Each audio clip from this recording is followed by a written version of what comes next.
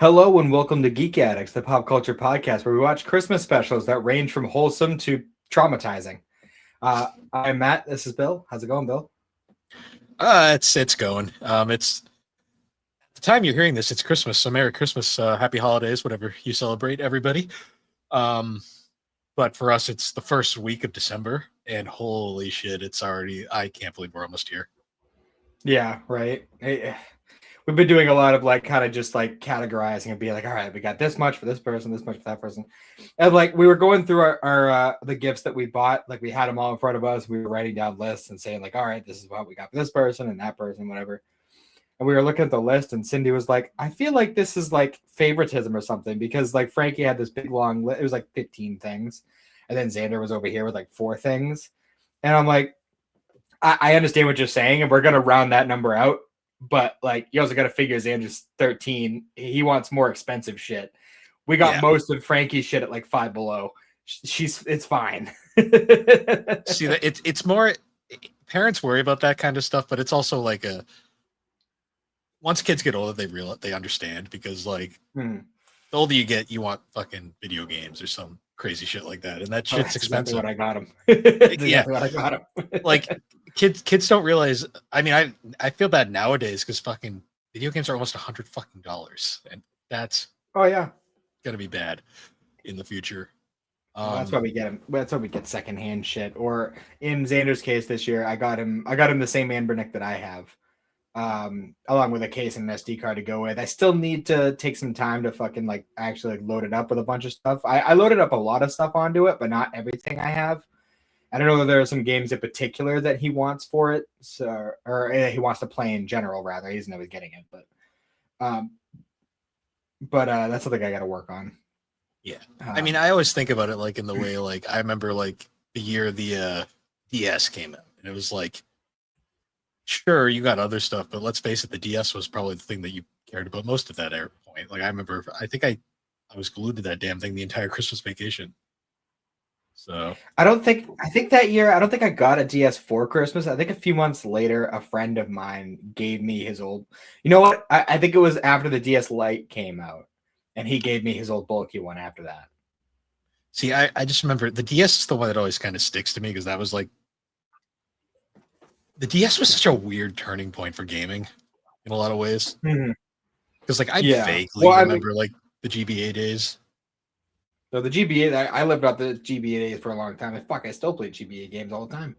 I play them more now than I did back then, which is kind of sad. I played more GBA on my DS, which is crazy.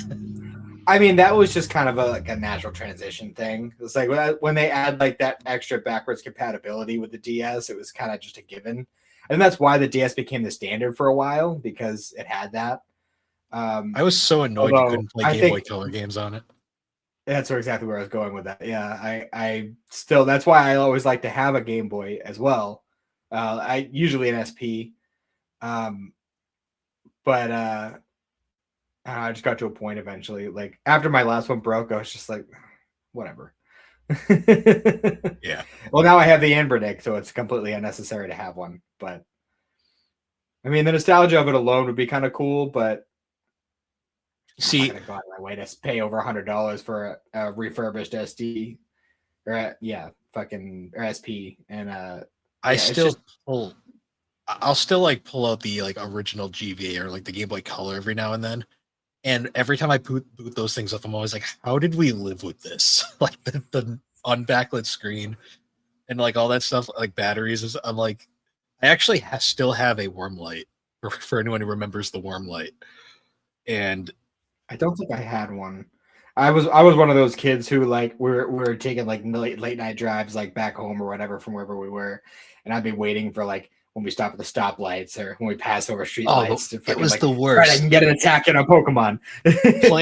playing games in the backseat of the car like this, just to get that one spot where you can kind of see the screen. Yeah, that was. Oh, yeah. How did we live? How did we do it? Put up with that shit. I hope my AA's last long enough for me to save when I get home. Yeah, and you couldn't close the screen and put it in sleep mode either. It was nope. We are spoiled now. Well, I think it depended on the game, because some games just had sleep mode built in. I remember. I don't remember if Legacy of Goku 2 had, but I know Boo's Fury had that built into it, so you could like activate sleep mode on it and it would use less power. But when you're running off of double A's, it really doesn't matter. No. I mean, Nintendo always had good battery life. Like if you're playing a Game Gear back in the day, good luck. Well, that was why Nintendo ended up coming out on top when it came to handhelds in the first place. Pretty much. then Pokemon. It's like, who needs color? We have battery life. Well, because like even like later on when like other companies had good battery life, like the Neo Geo Pocket, for anyone that had one of those, that thing had good battery life and was in color and it had pretty good games, but didn't have Pokemon. So, yeah, it kind of made a big difference for a lot of kids. I got most of my Christmas shopping done, thankfully. Though we got a lot of it done. We still have some more stuff to go, but you're slowing down. Oh, there you go. Did the recording just poop itself for a second there? Kind of. You were like, you went into slow-mo for a second, and then you stopped, and then you caught up. you went to slow-mo for me, and then like everything just like flashed, and then it's sort of back. Okay. Well, the record's still, so that matters. Yeah. Off to a great start. Yeah, it was funny because I saw like you were like messing with your hair, and it was just like real slow going through. I was like, "What are you doing to me, Bill? You trying to seduce me?" No. I'll get at that. Anyways, so I lost my train of thought. What were we talking about? We were just talking about Game Boy memories and shit. Have you watched any animes this week? I have. So aside from like ongoings, which we'll get to probably at the end, because I think we have the same ones for the most part. I think I have a couple. I watched that. But I did watch that. Ayla Hides Her Feelings in Russian show. Yeah. What'd you think? It was entertaining. I mean, aside from the gimmick, it's pretty standard rom-com stuff. Yeah. Like nothing like too original. The gimmick is funny. I can't get over the fact that fucking Ayla is voiced by fucking Ash Ketchum. That throws me off every time I hear it. I didn't even notice. I stopped watching Pokemon after the voice changed, so I'm not familiar really with that voice. So yeah, no, I noticed it right away just because I watched all of Diamond and Pearl. But yeah, it was. Aside from that, though, I like the gimmick. The first few episodes, I'm not gonna lie, a little fan servicey for my taste. I mean, it's no worse than Dress Up Darling. True. Because I kind of feel that way about Dress Up Darling, but Dress Up Darling also has like that wholesomeness to it. Dress Up Darling has such a crazy. Dress Up Darling has such a compelling plot though that you don't really care about it. This show, like, it was weird. It was like in the first few episodes, it was kind of like extreme, and then it just kind of died off. I was like, oh, okay, I guess they're not doing that anymore. They were just trying to hook the horn dogs. That's all. I guess like that changing room scene at the start. I was like, okay, what are we doing here? And I guess the animators had some fun there. Yeah. I guess with Dress Up Darling, it makes sense because it has the cosplay backdrop to it. Yeah, but also the fact too that anytime it happens, we usually get a Marin crash out. So it was always kind of like, yeah, this is fine. Like they're just playing with it at this point. I did like that show though. I'm gonna probably watch season 2. I got a lot of Kaguya-sama vibes from it. Not for 100%, but well, because the main character, they're both voiced by Aaron Dismuke, so it's kind of like you just there's that right there. There's also the whole family drama in the background going on that I'm like, why is this? The whole time I was like, this just feels really out of place and a little too deep for what this show was doing initially, but I'm curious to see where it goes. Yeah, and there's a lot of things that they kind of throw out there, like they don't spell anything out, so it kind of makes you question a little bit what the relationships are. Because I don't know if this is how you interpreted it, but it seemed to me that his childhood friend that he learned Russian because of was her sister. Oh, I mean that was so fucking obvious to me. Like the fact that she flat out like basically says it like right when they re-meet. Yeah, but well, they don't really like say it, but it's one of those things where like that's the way I interpreted it, and that probably is what it is because a lot of these shows don't tend to go too crazy with that. No. But Well, when she does that whole thing where she basically is like, wait a minute, do you, and then she kind of says the thing in Russian, and he clearly knows, but he doesn't say it. I'm like, yeah, that's totally, she's the one he knew from, yeah. But well, maybe I'm tainted by the fact that not that long ago I watched the quintessential quintuplets, and it had a similar thing going on with that one. Where it led you to believe that it was a different sister that he had that background with, and then it ended up being the one you suspected the least. So yeah, like maybe like in that context, like I was thinking like, oh well, maybe it's just like it was actually Ayla he knew back then, but she told her sister about it, and her sister put the pieces together, but Ayla's too stupid to figure it out. Like you never know. yeah, I don't know. We'll see on that. But yeah, the only other thing in that show I thought was like a twist that didn't really come out of anywhere was like the reveal that the other girl was his sister. Because like when they both appear on screen, like they look identical. Like Yeah, they ain't hiding that one. His sister's a fucking terrorist, by the way. Like holy shit. yeah, super weird, super weird. The whole like brother sister complex thing. I don't know why they do that so much. It's so in this weird. case, because of how extreme she is, I can tell she's just fucking with him. But god damn it, it's like uncomfortable at times. I'm like, sheesh. Yeah, it is for sure. Like I get she's just trying to be a troll, but at the same time you're doing it too well. Yeah, no kidding. No kidding. So I discovered because I decided to actually look into it. That Disney anime apparently is only going to have 8 episodes in the first season. That kind of sounds about right for like a non kind of like standard anime. I guess so. It's so weird. Like 8 episodes. Like you're treating it like it's like a season of Stranger Things, but it's still 20-minute episodes. It's like how much time do you really have to set anything up or deliver at any point? And I've been watching week to week. I haven't watched the newest episode yet, but I've watched the first 5, which is more than half of the season apparently. And it feels like they haven't really done much yet. It feels like they're still kind of like getting you introduced to the characters, and they haven't really like done anything meaningful with them yet. I think Disney is trying. This is like Disney's testing ground for the whole anime craze, because let's face it, anime is taking over the world, no matter what anyone says. And they're testing the waters here, but they still haven't quite figured it out yet, because they kind of got lucky by the fact that they inherited all the Hulu stuff. But now they're kind of like trying to do their own things, like because they did that Star Wars anime, which I've heard was okay, but I have yet to watch it. I haven't watched any of the Star Wars series or anything, so I'm so burned out on Star Wars that it's kind of like. Well, I'm not. I haven't watched anything aside from like the original trilogy, the prequels, the first 2 of the sequels. You're not missing anything with 9. Well, I'm gonna watch it eventually just to complete it because that's just how I am. So you'll finish it, and like everyone, you'll just go, "It was a waste of time," and then you'll move on.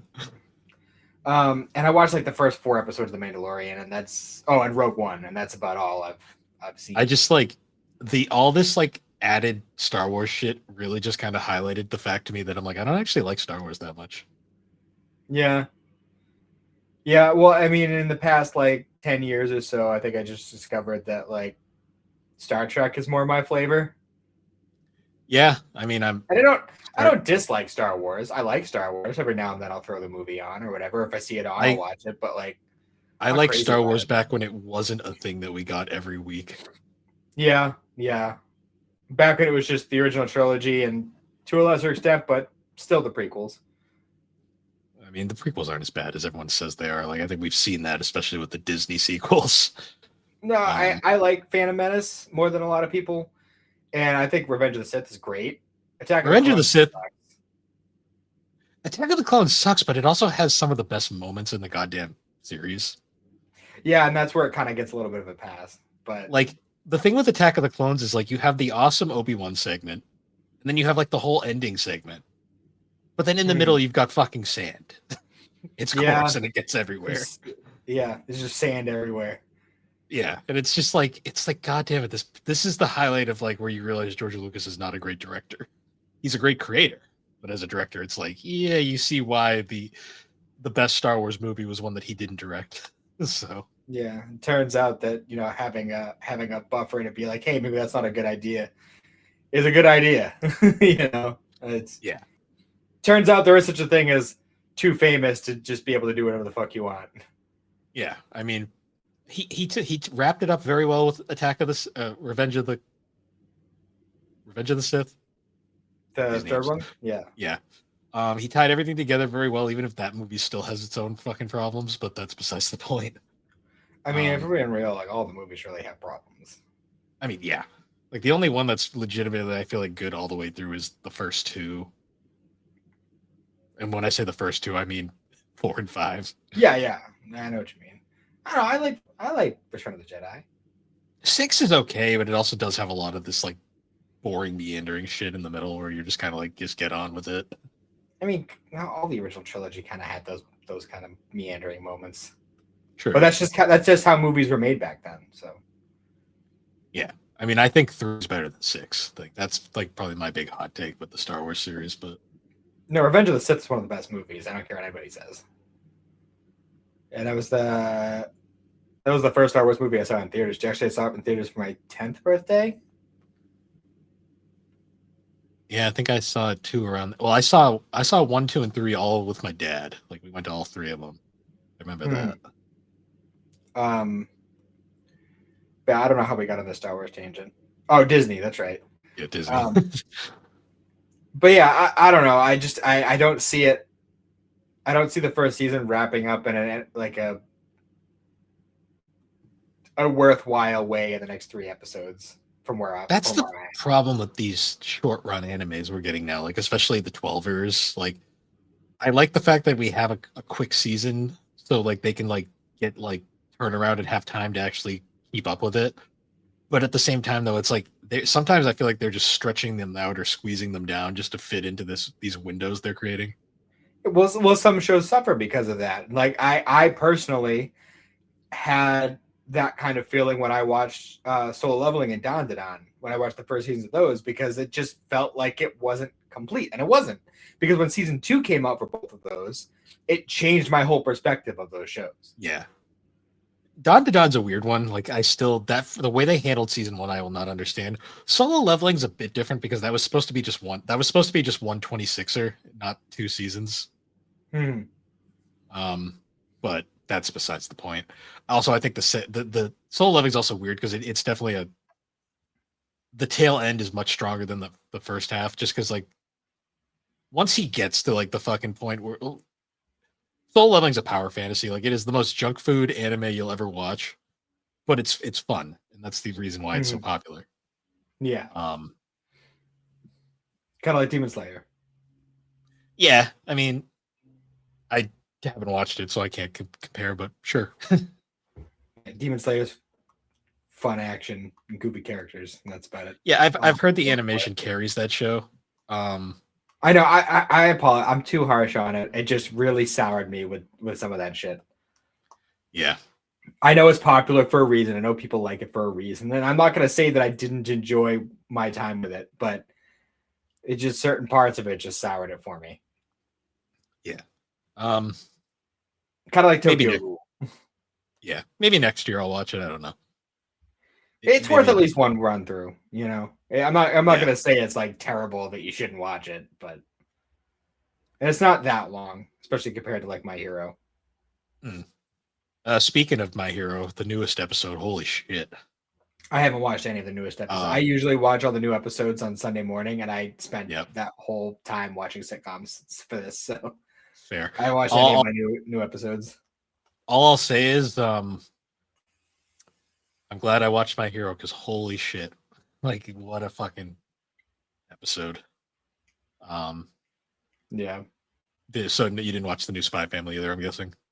No, well, the Spy Family is usually Sunday night at the earliest anyway, because Gotcha. we were watching that as a family, and that's when Xander comes home. So All I'll say about Spy Family is that show hits so much different animated. For sure. Like, because I will say, like, we're in the middle of the bus arc right now. Well, actually, it's technically over, but Billy Squire's background hits so much more, like backstory hits so much different animated than it did in the manga. Like, God damn, that is one of those few shows where, like, as good as the manga is, the anime just fucking nails it out of the park. Just Like, elevates constantly. Yeah, it's insane just how good Spy Family is as an anime. There's some series that just do that, you know. It's crazy too, though, because like Endo's art is beautiful and like the manga is great. Like it's both are equally awesome. It's amazing how much better the anime is at times. Um, but yeah, so we had no kids last night, and Cindy and I had all these plans, like, oh, we're gonna play this game, or we're gonna do this, we're gonna do that.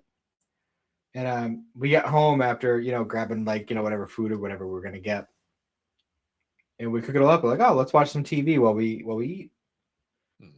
And Cindy goes, let's start Oshinoko. Oh, guess what we did the rest of the night? Watched so Oshinoko from season 2 or the entire season run? Season 2. Ah, so that must have been how'd she react to that?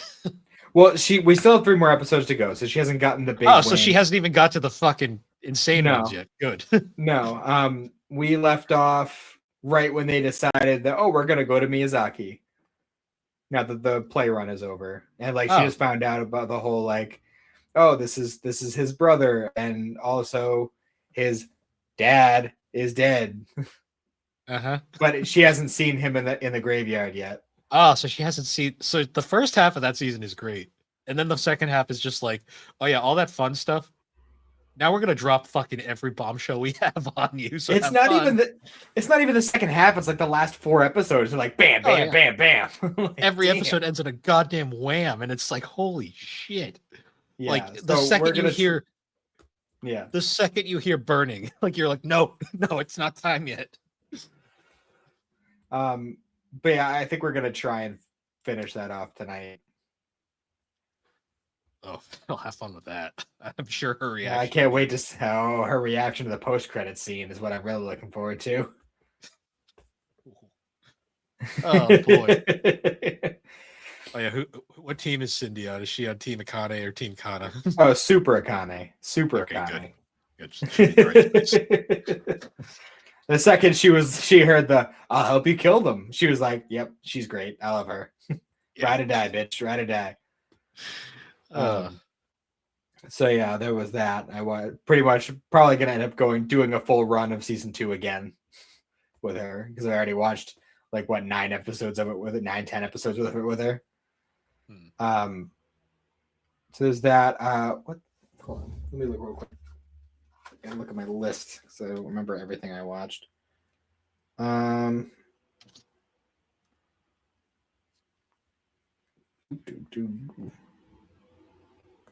Oh, there it is. Hold on. And what did I watch? I watched Terror in Resonance. That was an interesting show. I think it was like a 12 or a 13, I think. Just a one and done kind of show, but it was kind of cool. It was like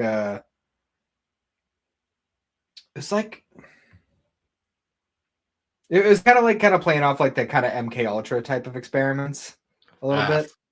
Not quite to that degree. It was more like, it was kind of like in a Death Note, when you kind of like, you don't really go into L's backstory per se, but you kind of learn about the school where they just keep pulling all these gifted children and, like try to essentially like mold them into the next L. It's essentially that kind of thing. The point where the story gets wacky, yes. But then 2 of them escape and become terrorists. Ah, that's Yeah. always good. But like they don't want to kill anybody. They're just blowing shit up. Hmm. That's fun, I guess. No, it's actually a really well told story once you get into it. But I also watched this spin-off for the Toilet Bound Hanako-kun, which was all right. I mean, they were just like little 10-minute blurbs. It was like 8 of them. But that was pretty fun. I finished Paranoia Agent. That was a Oh, good. fucking trip. That was a trip. Yes, Tashi Khan usually is. Yes. Yeah. Yeah, I think at this point it's pretty much cemented that the only thing that he did that wasn't a total trip was the Christmas one. And even that And that's was still a trip. wild. Even that That was is still a wild. trip. The fucking subway car, but the truck scene still gets me every time. Where it's like, what the fuck? Yeah. And I watched a bunch of because I mentioned for this episode I had to get basically I had to either subscribe to HBO for a month or buy the episode specifically on like Prime or something. And I wasn't gonna do that. So I was just like, oh, I'll just get like a month of Max and we'll call it a day and I'll just fucking watch that. And like if there's anything else I want to watch during that month, I'll do it. Well, as I was going to do it, they were like, hey, today only Cyber Monday deal. If you subscribe now, you get $3 a month for a year. So I have HBO again. Just in time for Netflix to absorb it. Great. Yeah, right. Oh, we didn't even get into that yet. Yeah. Looks like Netflix and Disney are going to be the two powerhouses of streaming going forward. Well, that was like the biggest fear everyone had because everyone knew Discovery was trying to get rid of Warner Brothers. And the biggest fear everyone had was going to get bought by Paramount, which no one wanted. And then like the Netflix thing comes out of nowhere because I knew the bidders I saw was Paramount and then Disney, and I was like, God damn it, don't let Disney buy that because we don't need DC and Marvel under the same roof. Yeah, That's would be bad. And then Netflix comes out of nowhere, and I'm like, oh right, these guys, yeah, these guys, yeah, yeah, the guys that started this shit. Yeah. Yeah, so that happened, and I was just like, oh, okay, we're doing this is happening. I'm like, the whole time I'm like, this sucks, but also it's better than the alternatives. So I was just kind of sitting there going like, yeah, it was one of those. I'm okay with it in the sense that like if I could just have Netflix and Disney and have everything I want under that umbrella and not have to pay for anything else, I'm totally okay with that. I wonder how long they're gonna double dip it, like Funny and Crunchyroll did for a while, and like how Disney still has Hulu up for the time being, even though there's no reason to. Yeah, because they already have everything available on Disney. It just you can't access it unless you also have a Hulu account. Yeah, I think they're just trying to they're going to stretch it out as long as they physically can before it becomes ridiculous. Sure. And then once they absorb them, the overall price is going to go up anyway. But yeah, I mean, Netflix will raise the price even more than they already have because of course I'm sure. But I have the basic plan for both of them anyway, so it's whatever. Yeah. Unless they're going to do some bullshit like be like, oh, you have to get this add-on to access the HBO shit. Yeah. It wouldn't surprise me. But anyways, I also now that I have Max, and I discovered that apparently they added a lot of fucking what's his name? We were just talking about Satoshi Kon now. That's all I can think of. Miyazaki? No, not Miyazaki. Oh, Shinkai. They added a bunch of Shinkai's older films. Oh, did they? Okay. Yeah. I gotta still watch all the other older ones. Yeah, so I watched Fireworks, The Place Promised in Our Early Days, and The Children Who Chase Lost Voices. All older movies that he has done. I believe one of those is before 5 centimeters per second, and the other is after 5 centimeters per second. Yeah. But I will say, obviously, he hadn't mastered his craft up to the point that he has at this point.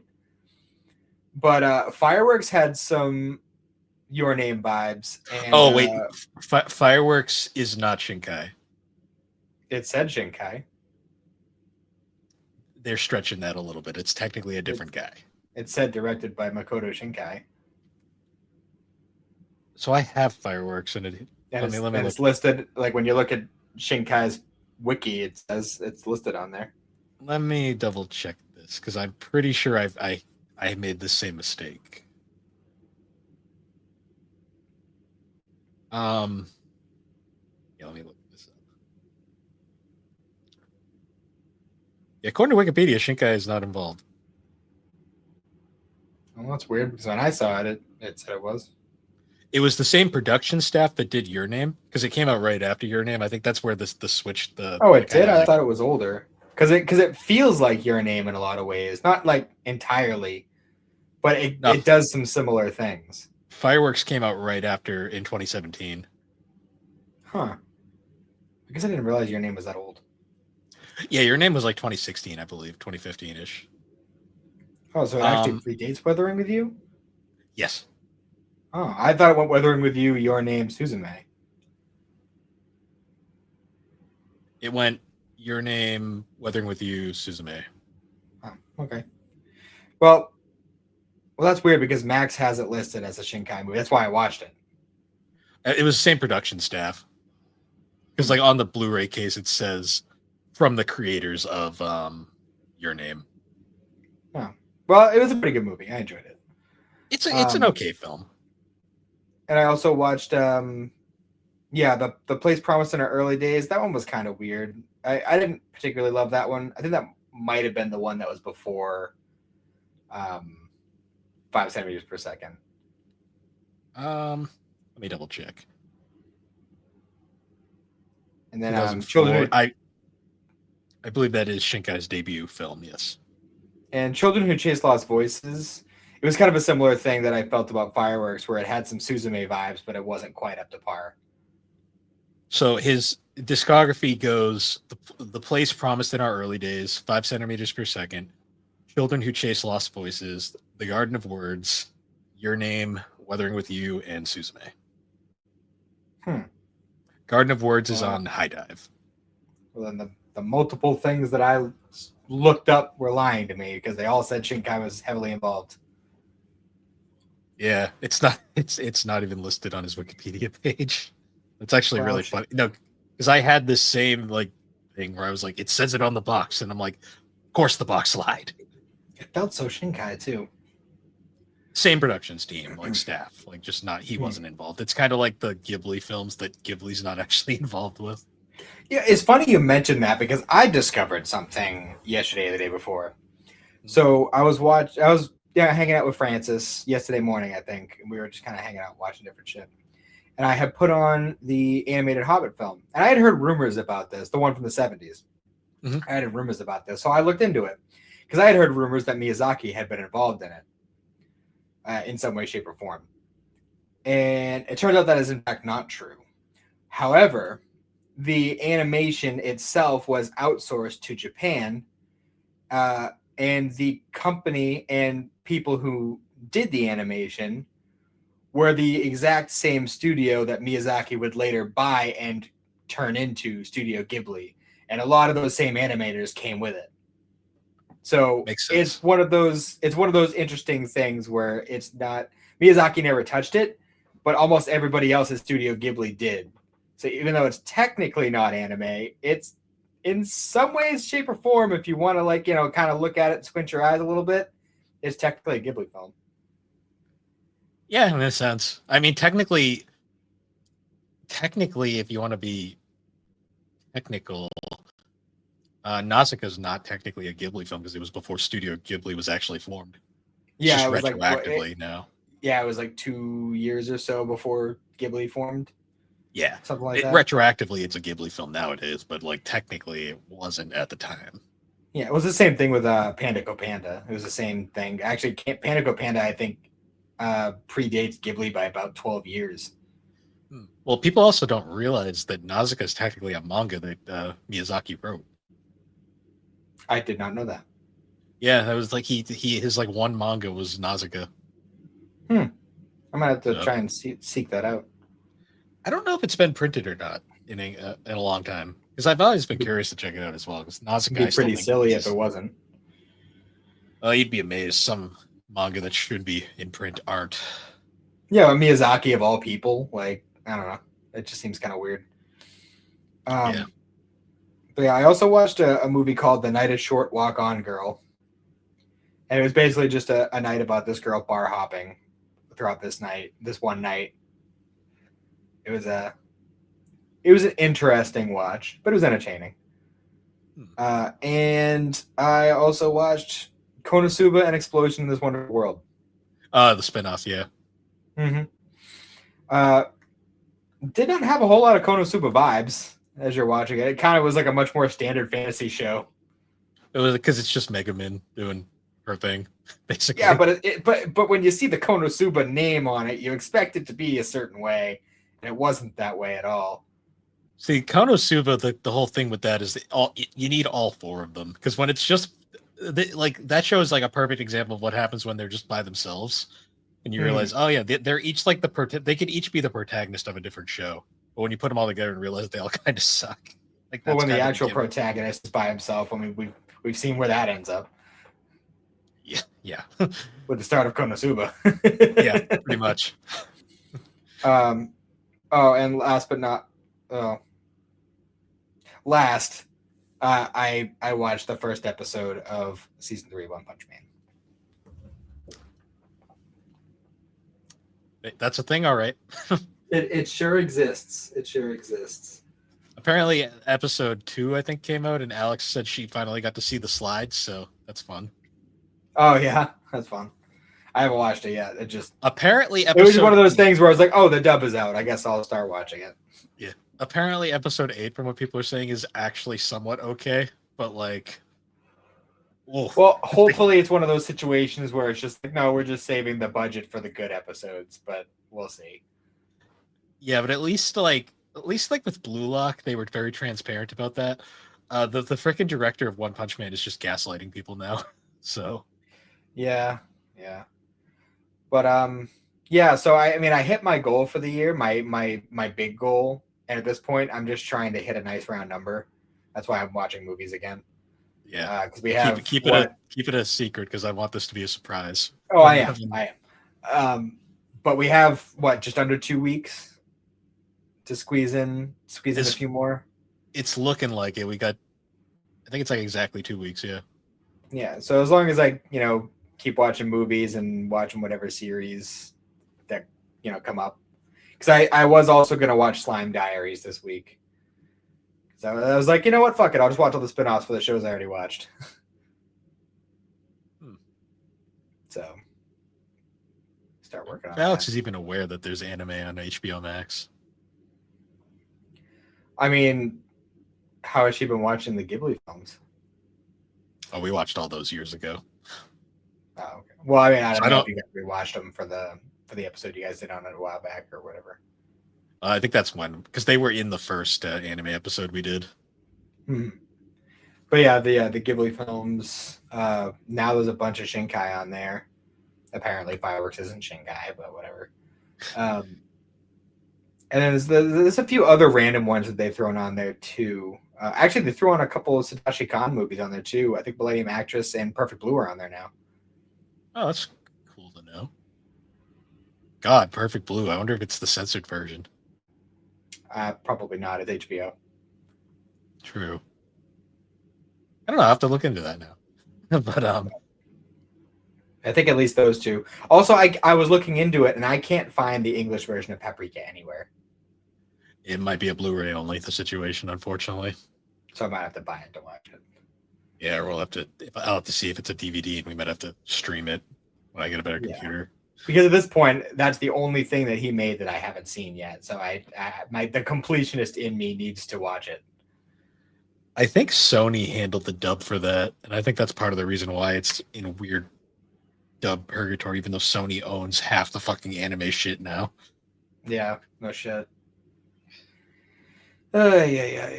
But yeah, that's pretty much where I'm at the moment. I'm also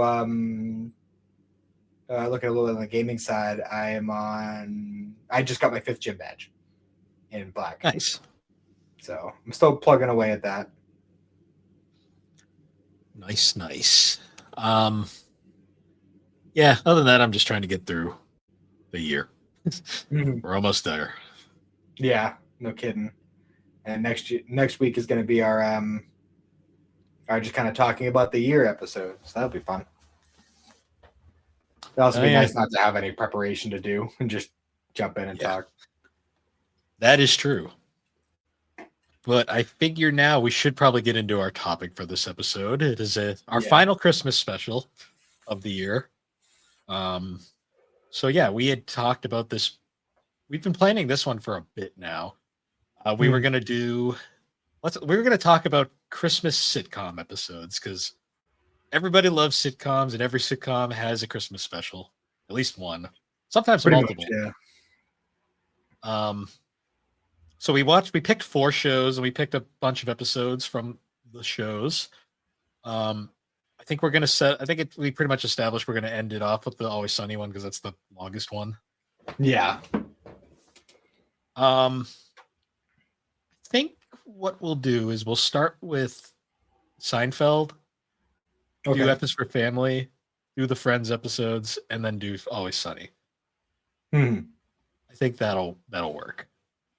Yeah, that's cool. So I guess we'll start off then with Seinfeld. For this one, we wanted to talk about the episode The Strike, which is from the final season of Seinfeld, actually, believe it or not. And everyone knows Seinfeld. It's a show about nothing. Crazy shenanigans afoot. The Strike, though, is very well known for the creation of Festivus. Yep. And I haven't watched Seinfeld since I was like 8 years old.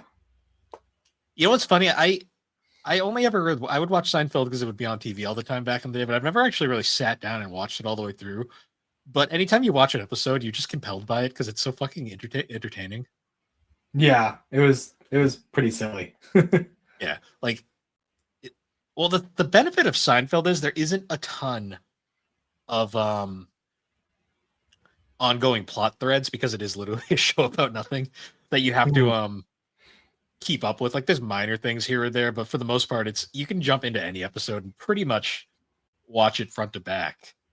And this episode is pretty interesting because they're kind of like talking about Christmas, the Christmas season's coming, and we get this great scene where George gets his Christmas present back, and it's one of those things where it's like, we have made a donation in your name to a children's charity, and he's all being George about it, being all pissed off. He's like, "What the hell's this?"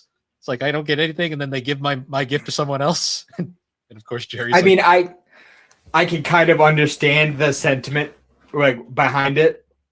Like how, his take on that, I can kind of get it, but at the same time, it's like I wouldn't be mad about it. Like, I'd be like, oh, okay, that's fine. Well, because we later get into the episode where George decides to be George, and he's like, all right, I made a donation in your name to the Human Society, the Human Foundation. They're like, what the fuck's that? He's like, nothing. I just made it up.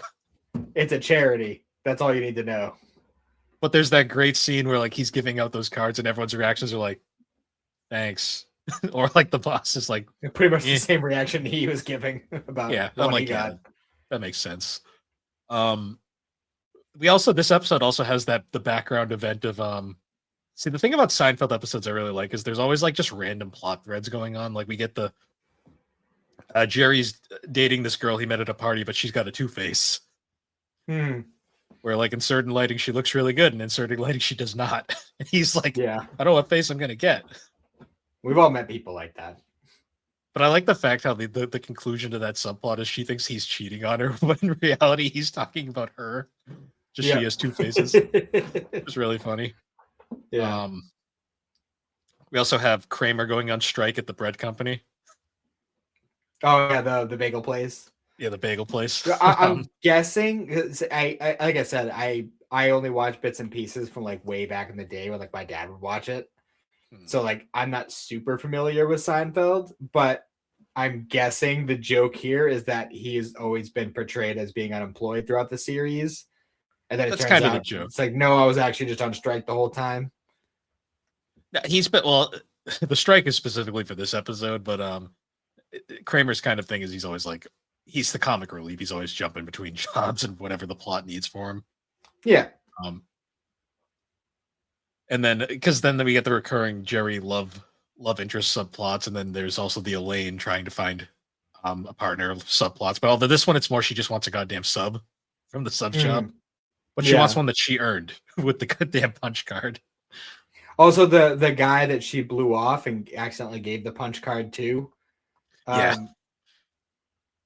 It was weird seeing him here, like so much younger than I'm familiar with, because he's been all over the place. Oh yeah, like there's so many like because it's always funny when sitcom stars from other sitcoms like appear in different shows. Because like Jason Alexander, the guy who plays George, he appears in a Friends episode later, and he basically plays the same character but like different. Yeah, wasn't he also in he was in an episode of Voyager too, wasn't he? Yeah, he's been all over the place. And I believe he was also the guy who stole Woody in Toy Story 2.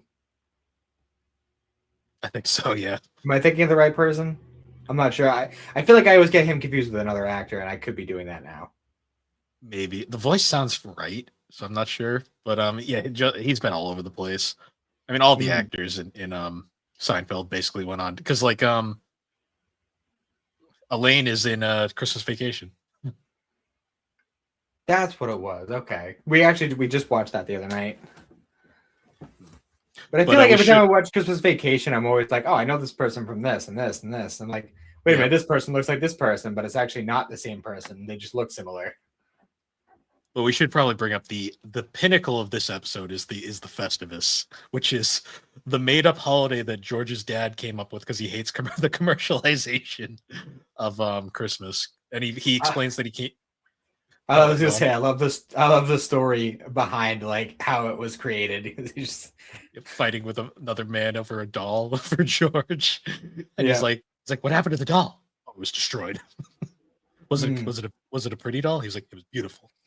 He was beautiful.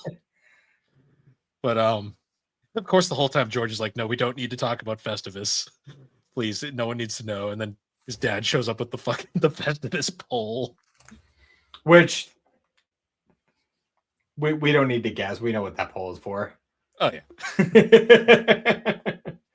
But eventually, because George gets caught but with his human fun scheme, he ends up inviting to get out of it. He's like, he tells his boss, "Oh, I'm sorry, I had to do it because of Festivus." And he basically pulls the entire thing into Festivus.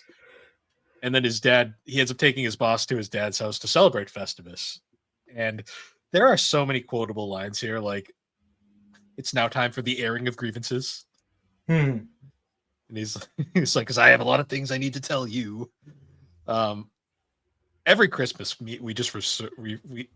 every time I go home for Christmas, we always freaking go over these lines. Like whenever we're at the Christmas dinner, I'm like, all right, time for the airing grievances. Yep. Celebrating Festivus. Really disappointed me this year. And I love how the whole thing, he's like, all right, now who's going to do the fight? And he's like, all right, George. And it just ends on George getting the shit kicked out of him by his dad. All right.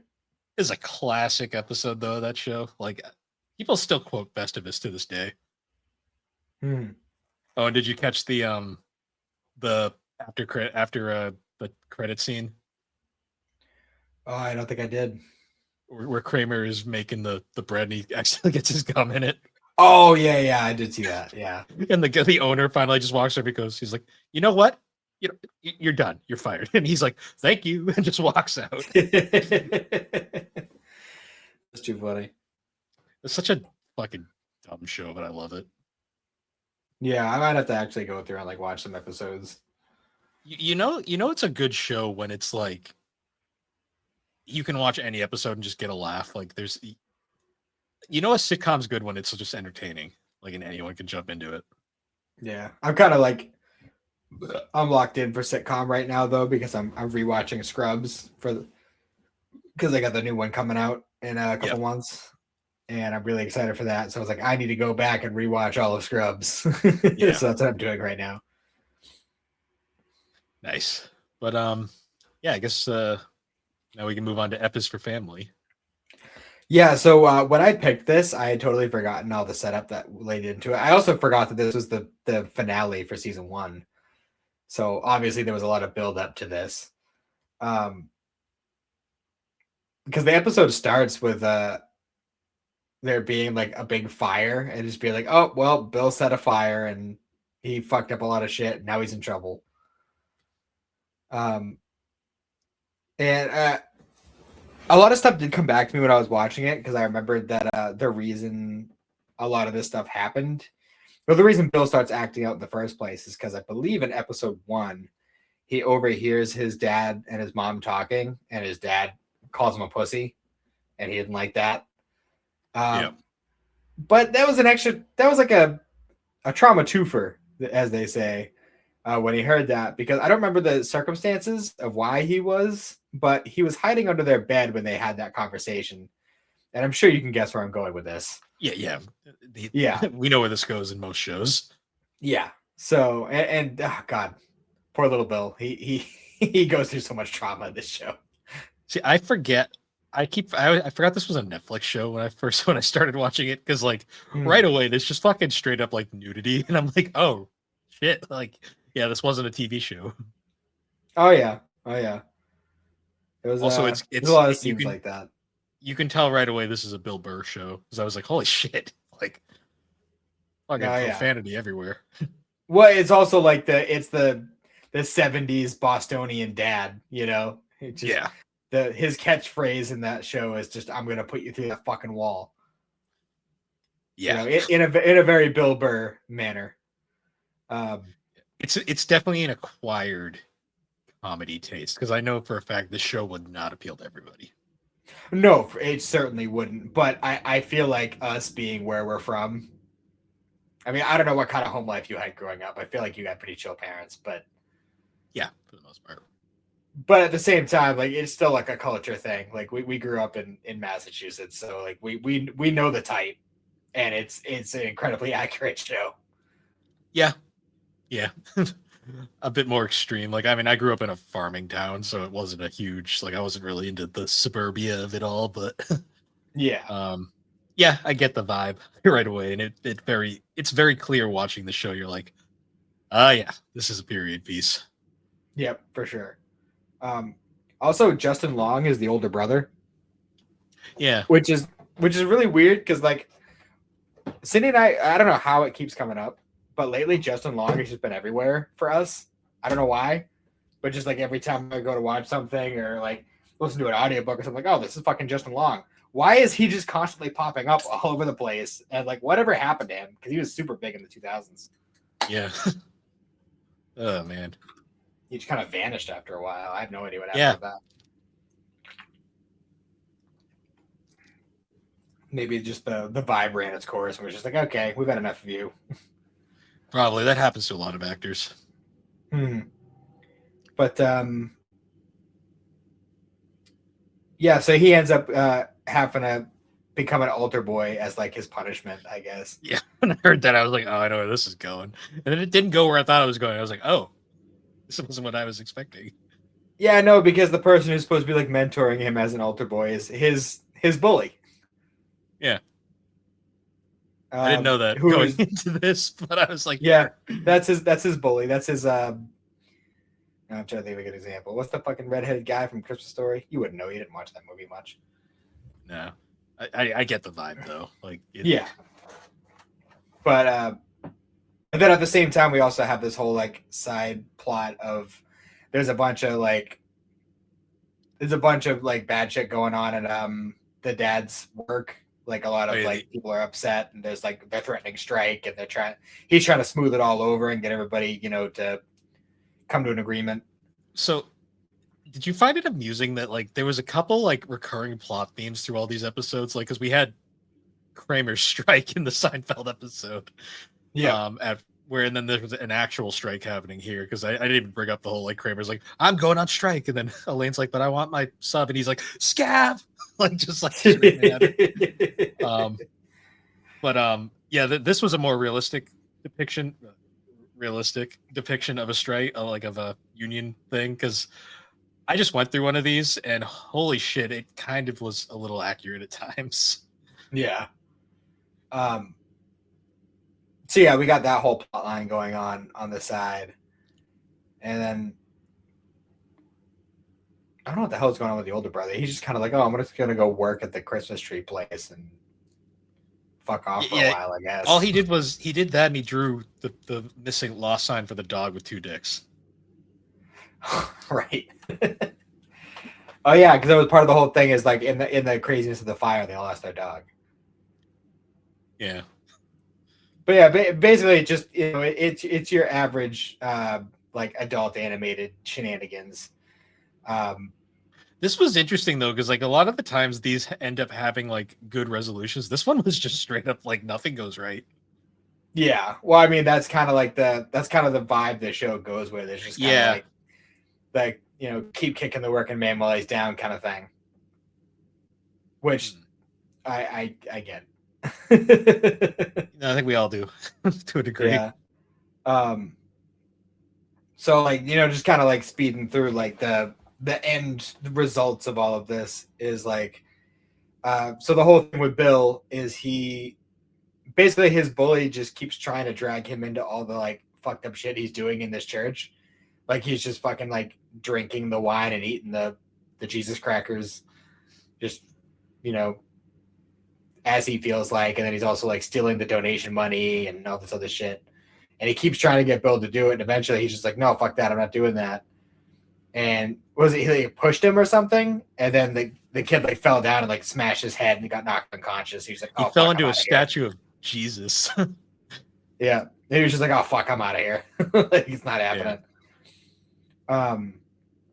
Also, I love the scene when he first walks into the church. He's like, "Oh Jesus, oh Jesus!" He's like seeing like the big ass statue of Christ with like all the blood and shit, and like he's just like, "No, I don't like this." Anytime like a sitcom does like the church thing, I'm always just like being someone who did not go to church as a kid. I'm always like, I don't get this shit at all. Oh, I did go to church, and that's exactly why I'm like, nah. See, my mom tried to take us to church once. Alex was like just like completely uninterested. And I was more interested in playing in the playground outside. So my mom realized real fast, this ain't gonna work, and just didn't bother again. Yeah, that would have been nice. I got dragged to church for a long time, even though I fall asleep almost every single time. I'm pretty sure this was more of just a case of like my mom really probably wasn't that keen on going to begin with, and it was just kind of a thing, and she realized, this ain't gonna work. Fair. I'm not wasting my time. That's fair. So yeah, then like Bill runs away, and that's kind of like where we'll leave him for now. And then you got the dad, who's he's trying to smooth out all this shit. Like he's stuck doing work shit during the holidays, trying to figure out all this stuff so that nobody goes on strike and everybody gets what they want. And then like they're literally going to sign the deal, and like the dumbest thing in the world ends up just fucking like crumbling it all. It was something like the big boss man who they were all fighting with had like this younger girl or woman, let's not put that out there. I mean, they did all joke that they thought she was his daughter. So yeah, but then he also said, "You'd think I would fuck something as old as my daughter." That was pretty rough. Yeah, I didn't like the implication of that line, because I was just like sitting there going like, does his daughter ever get shown on screen? I don't remember. Okay. But I mean, he's portrayed as being on the older side, and if he's one of those guys that fucks, then he might have had a kid young. So for all we know, his daughter might be like our age. True. I mean, honestly, it still doesn't make him look good, but no, I mean, he's better than it could have been. It's the classic case of the old corporate guy who's got the wife who's like half his age, like typical thing. Yeah. Probably not his first wife. But no, I think it was like this weird thing where he was like she asked for one of the pens that they were signing with, and he's just like, "Oh no, the only people who need pens are the people signing it." And for some reason, the boss took that as, "You think my wife is a whore? This deal is off." I was like, where the fuck did that come from? He just said you couldn't have a pen because they needed. There was only. I was so like, what the. I'm like sitting, I'm Yeah. like, the whole time I'm laughing because I'm like, I get that this is supposed to be an exaggeration of a union like contract signing thing, but at the same time, I'm like, this is probably kind of accurate. Let's be real here. Yeah, no kidding. So like that's kind of like where we'll leave that for now. And then like there's like this weird shit. Well, the neighbor guy, he's something in the show. He's like your stereotypical 70s party boy. This show takes place in the 70s, right? Yeah. Yeah, and it was very clear what was going on in that party. Well, they weren't very subtle about it because when he pulls back into his driveway and he's like singing to himself sadly, and all of a sudden a Two little people just person fucking starts on his banging. car. A little person starts banging a chick on the fucking hood of his car. Yeah, I'm just like, okay. And before that, the neighbor pretty much blatantly said that they were going to be doing a lot of coke there. Yeah, that was pretty clear. Yeah, but he seemed like a very nice guy. Oh, he is. He's like a super nice guy, and that's kind of like he'll go through his arc throughout the show. But and then a fucking fight breaks out on their front lawn with the kids and the kid's dad, and like all these people are just beating the shit out of each other. Yep. My favorite part too is when the wife just comes in with the baseball bat and starts beating the piss out of the kid's dad. Like, yeah. Eventually they just like run away like, you guys are crazy. And it's just like, no, that I'd say that's exactly what a family should do in that situation. Like, no, just gonna put that out there. Yeah. It's weird how this is like, despite the outrageousness of the show at times, they are like one of the more realistic like sitcom families I've seen so far. Like I can picture all of this happening at Southie. Yeah, because it's like you watch Family Guy, and that's just a fucking parody of itself at this point. You watch The Simpsons. The Simpsons is always The Simpsons is a weird one because it had moments where it was realistic and moments where it's very much not. South Park's its own thing. King of the Hill probably is the most accurate, like realistically, but yeah, this show, I got King of the Hill, like a more edgy King of the Hill vibes from this show. It's King of the Hill, but set in Boston in the 70s. Yeah. Instead of the 90s. Yeah. I still think King of the I'd still say King of the Hill has the record for the chillest, like most down to earth animated sitcom, but this one is you're not gonna get a chill sitcom in Boston. No. There's no chill here. Yeah, that's true. But yeah, so that all goes down, and then eventually he's like, all right, I'm just going to go down and give the boss a piece of my mind and let him know exactly why he's being an idiot. And he does, and the boss is like, all right, I'll sign your thing. It's all good. Like, you're right. You made me look at myself, and everything's cool now. Don't worry about it. And then his more direct boss is like, yeah, you're fired. Yeah, that was kind of like the whole thing there. I'm like, yeah, these guys looked like they were pieces of shit, and it's like, yeah, they are. Made sense. Yep. I did like that he traps him in his car though on Christmas Eve. Yeah, he like wedged the door shut with the very pen that caused all the problems, and then I also like the fact I like the fact too that he's like he takes his keys like, oh, what's he gonna do with the keys? And he's like, don't throw them, and he's like, oh, I won't. And drops him in the seat where he can't get them. Yep. Fucking wedges the door shut. Like that was great. I'm like, okay, that's very fitting. Yeah, it was pretty great. Then we pretty much end the episode with him being sad and going back to his house, and the neighbor's there just tweaking in his underwear. Chasing a reindeer in his underwear in the cold. But I like the fact that you know what, the Bill Burr character here hates that guy. Like not like hate, but like he really dislikes that neighbor just because of his lifestyle. But he was still like nice enough to be like, yo, you're gonna freeze to death. Put on he takes off his coat and gives it to him. Well, it's one of those cases dinner with us, like it's kind of like a more extreme version of like the Ned Flanders, where like the neighbor is perfectly fine, but he just rubs you the wrong way, so you can't stand him. This is a little bit more extreme than Ned. Ned Flanders is actually just like a good dude. And this guy is like, he's a good dude, but he's a good dude that does a lot of coke and a lot of partying and bangs a lot of broads. Ned's a good dude until you push him too far. And then he's like, and if you piss me off, I'll run you over with my car. Like, I love Hurricane Nettie so much. It's a great episode. God. But yeah, But basically the episode ends with him just being like, yeah, I can't tell my wife on Christmas. We're just gonna have a nice Christmas, and then we'll talk about it tomorrow. And that's kind of where it ends. yeah, I will say, definitely not a episode you could just jump right into and understand what's going on. Yeah, it's been a little bit since I watched the show through, so I didn't remember that. I just saw like, oh, it's episode 6 of season 1, so there shouldn't be that much established by that point. And apparently, I was wrong. And then you look at the episodes, you're like, oh wait, there was only 6 episodes in season 1. The season finale is probably going to have some major events. Shit. Yeah, it was all right though. It was entertaining as it was. That's probably a show I'll have to watch at some point when I have time. But it's a fun watch. It's only 5 seasons. It's a fun watch. Yeah, no, it looks entertaining. It's definitely a show like that could be a good background show. I'm sure. And again, oh, for sure. And again, growing up where we did, like, I know you were in a little bit of the sleepier part of the state, but you'll get it more than most, I'm sure. Very true. Yeah, that being said though, I guess moving on now, we watched a pair of Friends episodes. And I'll start by saying Friends was my sitcom back in the day. Like, it's the one that I have the most nostalgia for in a lot of ways. Because it was basically, it ran from 94 to 04, 10 years. And that basically my entire childhood. Yeah. Yeah. So Friends, of course, everyone knows the theme song, which I have to say, like, sitcoms need a great theme, like opening that's iconic. Because, like, you're going to hear that shit a lot. And Friends has probably one of the most iconic themes.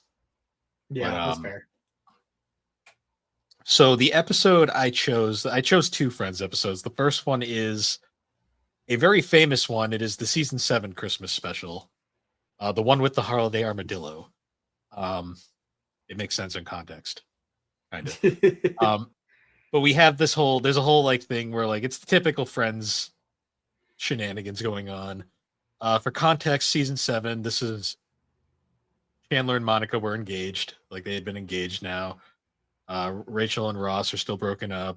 Joey's Joey and Phoebe's Phoebe.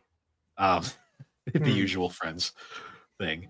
For this one, there's a whole subplot where Ross is going to have his son for the Christmas for the first time in a while. And they make a whole thing where it's like, oh, did you get a Santa suit for him? He's like, no. I'm gonna teach him about Hanukkah this year because I want to share their other faith. So that whole thing starts there. There's also a subplot going on. So there's a few subplots in Friends that do carry over. There was in a previous episode, Phoebe's apartment had burned down because Rachel left a curling iron on. So they've currently been living in Chandler and Monica's apartment, and then Rachel's been staying with Joey across the hall. But she got word that her apartment's finished, and suddenly she's worried that Rachel's not going to want to live with her anymore because she's having so much fun living with Joey. So he goes on this whole goal of sabotaging it to make Rachel leave by buying Joey a drum set. The problem is Rachel loves the drum set, and they just start playing drums the whole time. Which is hilarious because it ends up annoying everybody else except for them. Yeah. We get that great line where Monica's like, it's like, next time could you like get like him something that's not obnoxious to everybody? Like a vial of smallpox or or like a fucking bomb or something. And Monica's like, yeah, and the worst part is like every now and then you'll hear Joey like throw his sticks in the air and then followed by, ow, my eye. Like, I love shit like that. There's also that great scene at the start where like they're having the conversation in the kitchen and then just randomly Joey just walks out and leaves from the bathroom and they're just like, did you know he was in there? And they're like, nope. How long have we been home? About half an hour. And they were just like, lovely. I also really like the beginning part where I don't know all their names, but when the one kind of floaty chick walks in with the skull. Like, oh yeah. Phoebe. Yeah, she walks in. She's like, "Oh, this is my mother's skull." They're like, "Ugh!" It's like, "No." Like, she owned it. It's not her actual skull. It belonged to my grandmother. Licorice, and then Ross is like, "Yeah," and just takes one. Yeah. No, I like that joke. That was funny. And then we get that line too where she's like, "Oh, and then I can teach him about the Christmas skull." Yeah. But there's also the great scene too where like Chandler's taking Monica out and they're getting held up at the restaurant because there's a waiting list. So Chandler keeps trying to do like the smooth thing of giving the guy a tip to get along faster, but he keeps like either he forgets the money or he drops it on the floor. Yep. And then of course Ross is trying to now get a Santa suit because he realizes that was a mistake. And the guy at the costume shop basically is like, "Yeah, we got nothing, but I can get you the." He's like, "All right, can you get me anything that's Christmassy?" And he's like, he cuts to the next scene. He's like, "It's the holiday armadillo." Also, did you notice that his son Ben is one of the Sprouse brothers? Is that what it was? I knew the kid looked super familiar, and I couldn't place it. I believe it was Dylan Sprouse because it's one of the rare things where they didn't use both of them; they just used one of them for the entire show. Was run. Yeah, they were like, "Fuck that, we're not paying both of them. We got one." Yeah. Well, he was We'll take the played one by closest to us. he was played by a different kid earlier on, a younger kid, and then when it's implied he grew up, they got one of the Sprouse brothers for a while. But so he's trying to teach his son about Hanukkah, and the kid's like, "Was I bad? Santa's not here." He's like, "No, Santa's very busy, so he sent I'm one of his helpers from the southern states." Yeah, and Mexico. Yeah. He's like, because Monica does that great line where she's like, "Well, hello, Holiday Armadillo. You sure came a long way from Texas." But then, of course, as he's finally making progress, Chandler shows up in a Santa suit and immediately derails the entire thing. And there's the whole like argument going on where he's like, "Oh, well, I'm Santa Claus here, weird turtle man." I also like the joke too, wherever Ross turns around in the costume, he would like whacks Monica with the tail. It's about right. But we also got the great line where like they're arguing between like the two of them now, and Monica's like, "All right, Ben, you open your presents here. Well, me, Santa Claus, and the armadillo are gonna go have a conversation in the kitchen." That's a sentence I never thought I'd say. And eventually it gets to a thing where like Ross is like just done and he's like, "All right, I'll leave." And then Chandler actually saves the day and he's like, "Well, Ben, you can come sit with me, but let's hear about Hanukkah." And then Joey shows up dressed as Superman. Because of course. And then completely derails it again. We also got that great scene of Monica being like, "Did you save the costume?" And he's just like, "Santa? Really?" And she's like, "Yeah, is that weird?" And he's like, "Did your dad dress up as Santa?" And she's like, "No." He's like, "Then it's okay." Monica and Chandler are weird like that. But hey, whatever gets you there. Yeah, I know, right? But eventually it ends where like Ross does finally get to tell the whole story. And Chandler's like, "And I really loved the part of the story where Superman flew all of the Jews out of Israel." And Ross is like, "Yeah, I wasn't really I wasn't fond of that part at all." And then they're all looking at the stars, and then Phoebe shows up, and Phoebe and Rachel finally show up, and they're like, "Damn, is it the Easter Bunny's funeral in here?" And then the great line too of like, "I get Santa and Superman, but why is there a giant porcupine here?" There's also the subplot too where in another attempt to get Rachel to leave the apartment, Phoebe brings Joey a giant tarantula. Yeah. And of course, Joey's afraid of it. And Rachel's like, "Cool tarantula."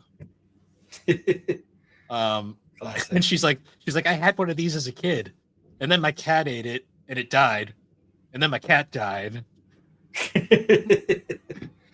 But because then we get that final great scene where Joey's like, "Rachel, is it back in the cage?"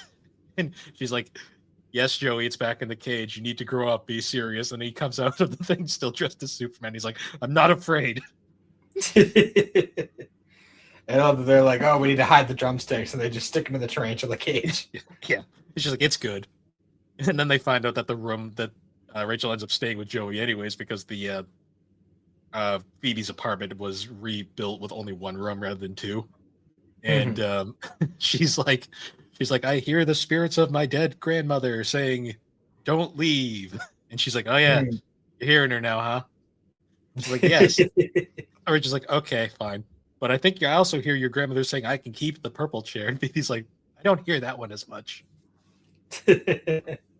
It's just funny nonsense. I like the Friends dynamic between the cast because it's one of those fun shows where like they don't none of them would work as like a single. You need all six of them for it to work. Yeah. Well, I think that's kind of like the formula for a lot of sitcoms. Is you have to have a good group of people that bounce off of each other well. Otherwise, it's gonna fall. It's gonna fall flat. Hmm. Yeah, because there was the Joey spinoff which failed miserably. I wasn't even aware of that. Yeah, well, it's Matt LeBlanc's a good actor, but he can't carry the show on his own, especially with that character. Mhm. And then the second episode we watched was the one with Christmas in Tulsa, which going into this I forgot was a clip show episode. Yeah, that kind of threw me off. I'll be honest with you, because I watched them back to back, and then like as the show's going along, it just ran. There was no setup to it either. It just started like redoing the holiday armadillo scene. I was like, wait a Yeah, minute. yeah, I forgot about that because the reason I wanted to talk about this one is because it has one of Chandler's funnier moments in the show. Mhm. More heartwarming moments, I'd say. But so to keep on with the plot, this was in season 9, and during season 9, there's a subplot where the running joke is Chandler hates his job, but nobody actually knows what Chandler does. Mhm. I forget he's got some weird like technical job thing, but like it's like one of those jobs where like you say it and people are like, what the fuck is that? Um, Mhm. but during the season, he ends up getting transferred to the Tulsa division, and he's has to fly back and forth. But for this episode, the setup is he's going to be gone for Christmas and New Year's. And the whole time they're basically reminiscing on like all the past Christmases and stuff. And so we get a whole Mhm. bunch of flashbacks to different events throughout the thing. Like we get a whole bunch of funny ones, like it's just a bunch of goofy shit. Yeah. Um, but the whole time, like we flash between like the Friends cast in Monica's apartment, and then we flash over to Chandler in Tulsa in like this business meeting. And it's basically like a case of like he's like you get the funny line where he's like, I know it sucks that we're all here working on Christmas, but did you really have to put Mr. Bing sucks on the back of my chair? Which was funny. And then the other lady in the office shows up and she's like, hey guys, there was a Christmas party downstairs. And those assholes don't even realize I stole their fucking ham and just throws it on the table. I'm just like sitting there like, okay. And Chandler's like, great. Now it's gonna smell like ham in here. I Um, feel like that's not as much of a problem as he was making it out to be. no. But Chandler's also like his entire thing is he's just kind of like makes jokes and he's sad all the time. But Mhm. eventually we get to the actual plot thread of this episode where they do another so they have this thing where the cast is all there and they end up Chandler sends everyone home because he's like fuck it why bother being here, we have to work Yeah. on New Year's. He didn't tell anybody they had to work on New Year's, but sure enough. Yep. um and eventually it ends up just being Chandler and the office lady Wendy, who Was the second prettiest girl in Oklahoma. yes, the second very specifically. um and she's basically there because she's like, yeah, I don't have anything else to do, and then very quickly starts coming on to Chandler. And right after he has a phone call with Monica basically saying like, oh yeah, it's just me and this woman. And Monica's like, woman, what's going on there? And Mhm. of course she jumps to conclusions immediately, and Chandler's like, no, we're just working. I sent everyone home, just me. um and then immediately she comes on to him in the office and he's like, this is exactly what she said would happen. Yeah, the second they get off the phone, she's like, "Oh, hey, by the way." Mm. But I like the fact that Chandler's like no, and then just runs off. He's like, no, Yeah. like I'm married, and she's like, so I'm married, and he's like, I'm happily married, and she's like, What's oh, that like? what's that like? which I think is still the TV trope's description for the TV trope happily married. I think it's that quote is below it to this day. Mhm. But she makes a really compelling point. He makes this whole thing about like how he loves his wife and why he would never cheat on her. And then she's like, "Well, if you love her that much, why are you here with me and not spending Christmas with her?" And then we get a whole bunch of flashbacks to Chandler and Monica's relationship, which is entertaining for longtime viewers of the show because Chandler and Monica's relationship was literally based around a joke in season 5 that ended up being so popular they kept it, and then it ended up being like this long running thing for the rest of the series. But eventually he goes home, and there's a point where they're all outside staring at the snow because it starts snowing, and the whole time like Monica's all like, "My husband's cheating on me in Tulsa. Great. Now we're gonna celebrate Christmas." They're watching the snow, and Monica's like, "Wendy's a fat girl name." Just straight up out of nowhere. Super random. Yeah. And then Chandler comes home, and it's a whole celebratory thing, and he basically goes like, "Yeah, I missed you guys. I wanted to be here." And Joey's like, "But who did you miss the most?" He's like, "Monica." And Joey's like, "Oh, I see. And he's like winking at him, even though you know exactly what Chandler's thinking. And then it ends with him going like, "Oh yeah, by the way, she's like, "Well, how did you hear? I thought you'd get fired if you left." And he's like, "Oh, that's fine. They couldn't really fire me because I quit." And they were all like, "What? But how could you quit?" Like, and he's like, "Oh, I hated my job anyways. This is great. I can find a new job." And he's like, "Who likes their jobs anyways?" And then it cuts to them. They're like, "Well, I like my job, yeah," because everyone else in this universe like kind of has a good job. Chandler was always the only one who didn't. Yeah. Which sets up the plot thread for the rest of the season of Chandler trying to find a new job. But yeah, it's a fun episode. I probably should have watched it before we chose and picked one that wasn't a clip show. Well, hey, at least I don't have to feel guilty about the Episode for Family thing that required a lot of context to get. Yeah. Because I was kind of like, oh shit, this was not my plan. But yeah, like the second I put it on, I was like, oh, we're picking right up from where it left off. Shit. Yeah, I mean, there was some of the flashbacks were funny. Like we get the great scene of like one of the previous Christmas episodes where Phoebe and Rachel are trying to find Monica's hidden Christmas presents, and then they rope Chandler into it really quick, and they find the bag underneath the couch, and they're like, "I found one. What is it? What is it?" It's a dirty sneaker with a note on it that just says, Hi, losers. Would I really hide the presents under the couch?" And Chandler, "I knew they'd break you." Just dumb shit like that is funny. Classic. But yeah, I love Friends Christmas episodes. I like Friends in general.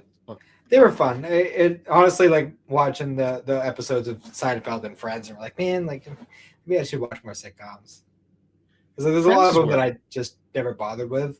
My main ones have always been like Scrubs and That 70s Show and How I Met Your Mother. Like those are the ones that I like the most.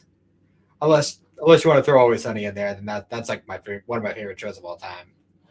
Yeah, because like for me it was I watched Friends and then I watched like That 70s Show, and then I watched like animated sitcoms. I watched King of the Hill. I watched The Simpsons, like stuff like that. Yeah, I kind of fell out after that though, because I never got into The Office. Like I've just never been able to get into that one. No, I tried a couple times. I tried a couple times with that and Workaholics, and I just wasn't able to get behind them. I watched Scrubs a lot when it was on. Like I think I did a training when I was in JRTC. And during our off time, we had a TV, and like one of the only channels we could get was the one that had Scrubs on. It was just a Scrubs marathon, so I just watched that. And I enjoyed it for the most part. I watched How I Met Your Mother for a little bit. I think what killed that show for me was when it was kind of revealed that the ending sucked, and I kind of lost interest. I mean, that's just people who can ever be sad. Because like you basically, do you care? I mean, I've already read what happened, so it's no huge deal. Deal. So like, you can't have like that 9-season build up and be like, oh, who's the person going to be? Who's it going to be? Who's it going to be? The whole time, you're not going to be satisfied when that person fight because the show ends when that person is when they meet. The show ends. That's basically where the show is going to end. That's what the whole thing is building to. And you're not going to be satisfied by just and they met and whatever, and then like she dies or whatever, and then that's kind of like the lead into like and now I'm just going to go and be with the girl I obsessed with throughout the entire show, and like it made sense to me. Like, see, I think it might have just been because even if they didn't do that part of it and she was still alive and everything was fine, people would still be upset about it. People would still be annoyed because what are you gonna like when you're leading up to that kind of like that's like the big like show ending moment? Where do you go from there? There's nothing. Yeah, it's not gonna be satisfying. It's just like, oh, there she is. We found her. Show's over. I think it's a case for me where it's like because I wasn't invested, and right when I started watching it, I found that out. It kind of just killed the mood because the fan base was so obnoxious. I was like, yeah. Wasn't invested enough to watch it, so I just kind of let it go. Yeah, How I Met Your Mother is one of those shows where it's like it's about the journey and not the destination. Yeah, it didn't help too that there's a lot of Friends vibes there, and I was kind of like, yeah, I'd rather just watch Friends. I mean, that's a formula that's been in sitcoms for a long time, so yeah, I don't know if that's like a specifically Friends thing or well, it was kind of the whole. It was the group of people. Your Mother is specifically the only ones ripping that off, but. How I Met Your Mother's a little close just because it's the most similar one, just in the sense that you got the group of friends and then they take place mostly in a coffee shop / bar thing going on. Yeah, it was just a similar vibe. I did like it's funny too. I was gonna say, it's funny too, is I'm pretty sure there was an episode 2 where they like as an experiment were like, let's go hang out at a coffee shop, and they were like, they're sitting there and they're just like, this is lame. Let's go back to the bar.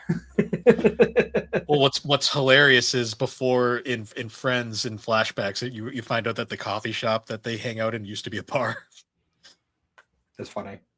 It's just one of those things. They're two different shows, and they're kind of time period pieces for their eras. Yeah, because How I Met Your Mother starts like pretty much the year after Friends ended. So yeah, well, Friends is funny because Friends actually went with like the time that it took place in, because it started in 94 and it very much looked like 94, and then by the end, like there's like Disturbed posters on the wall and stuff, and I'm like, damn. Yeah.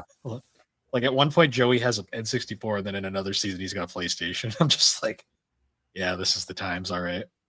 Yeah, for sure. It's just very interesting to me, like stuff like that. Like I think when I think How I Met Your Mother, the episode that always comes to mind is the Naked Man episode.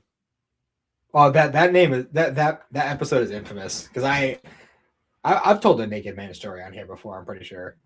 Well, I just the joke we had the whole time was that like the thing of where it's like works best two out of 3 times. Yep. No, that was a funny episode. Barney's of course, Barney's the one it doesn't work for. Of course. But like that, I don't know. I like that show. There's a lot of fun shenanigans. It's very like kind of cartoony in a lot of ways. Similar to Scrubs. Yeah. I think Scrubs is a little bit more cartoony though. Yeah, I mean they all kind of are to a degree. It's the thing with sitcoms is like you spend so much time getting invested into one that it's really hard to pick up another one sometimes. That's kind of where I'm at.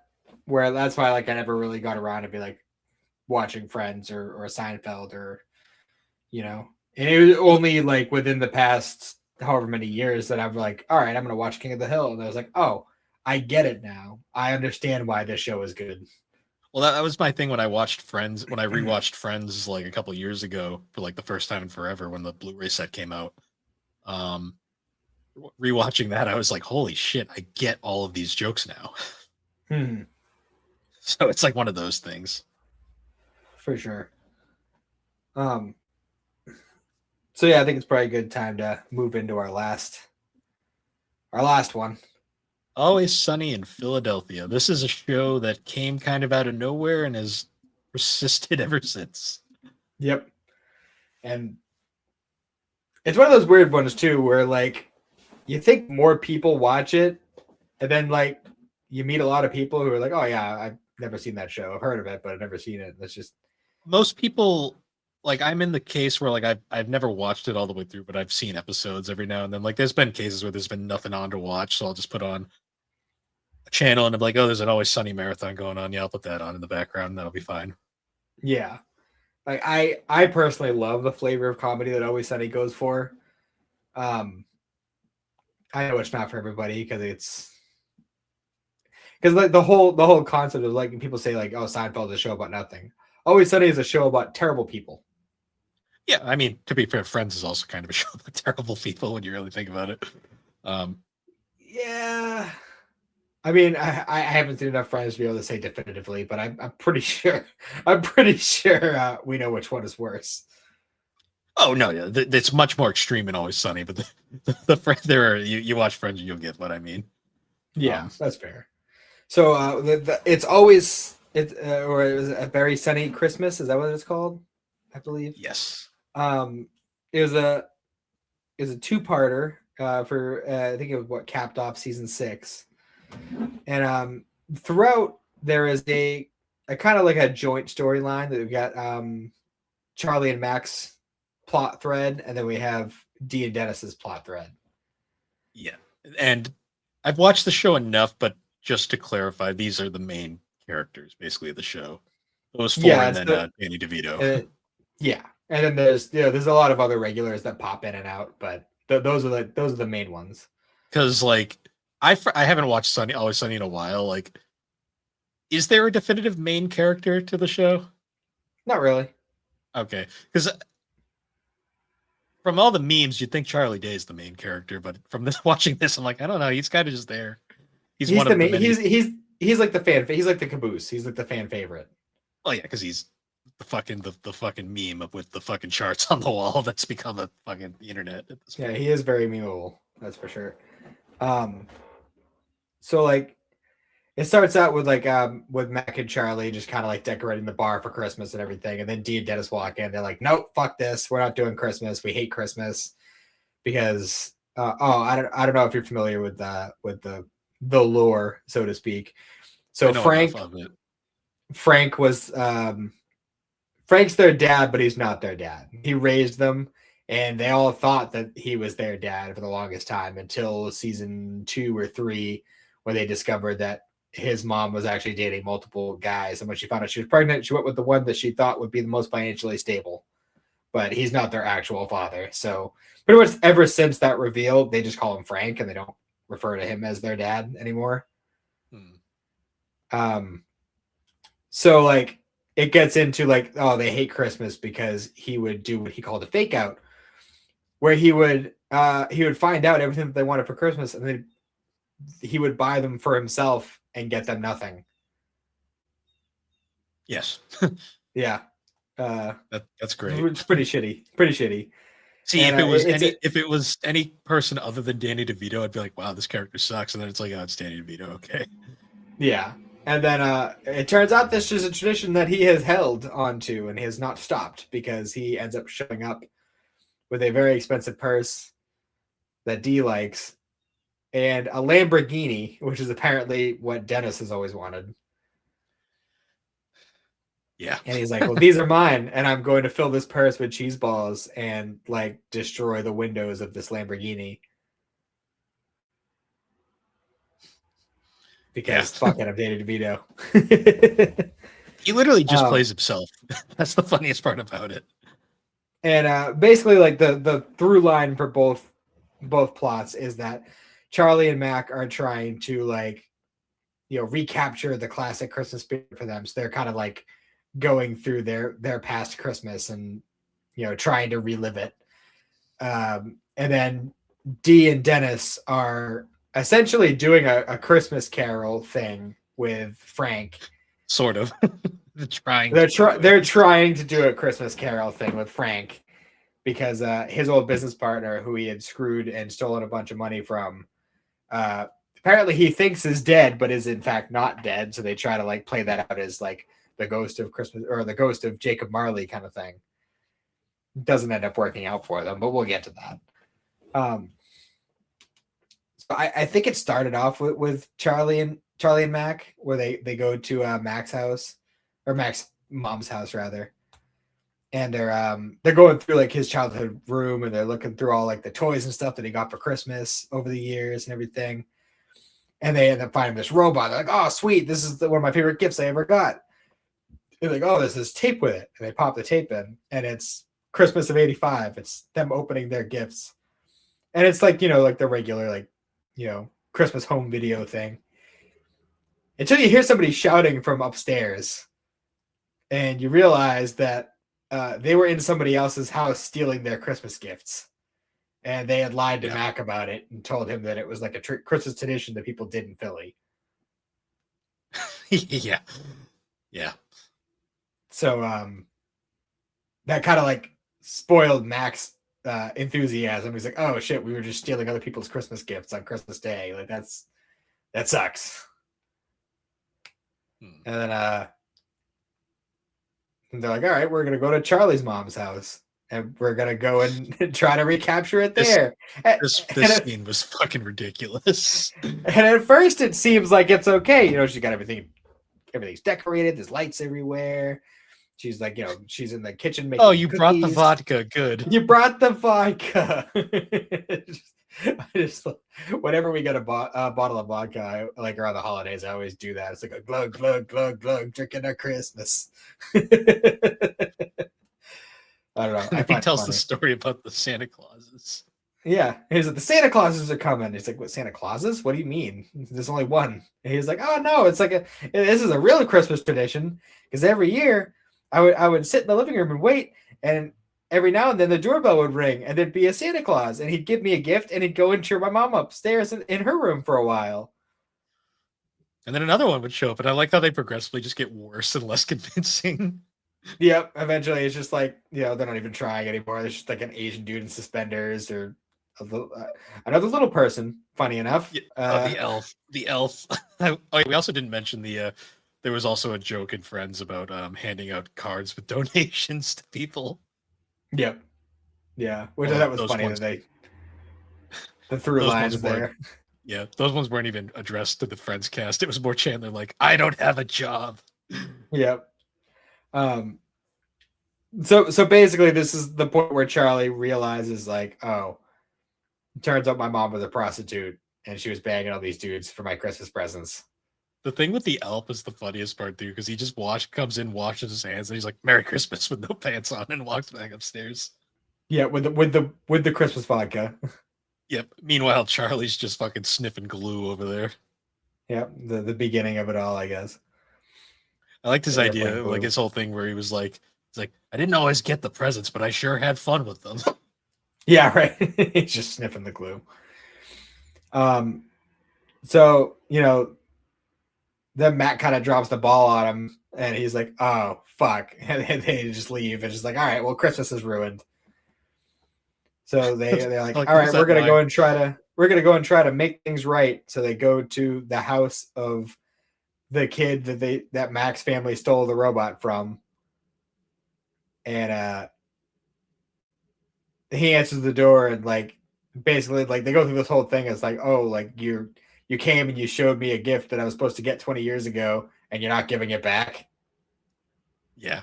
And it was just this whole thing. They kind of missed the point. Yeah, missed the assignment.